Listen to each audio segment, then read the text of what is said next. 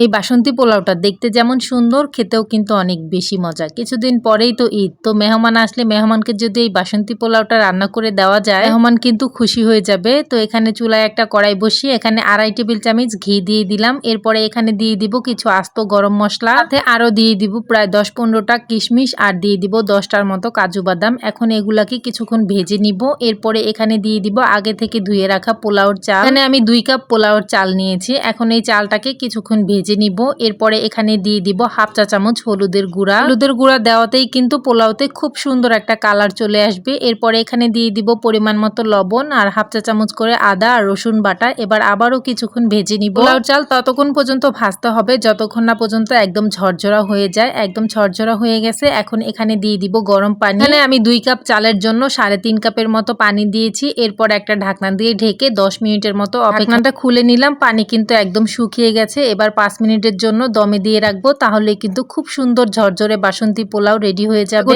রেসিপিটা আপনাদের কাছে ভালো লাগবে।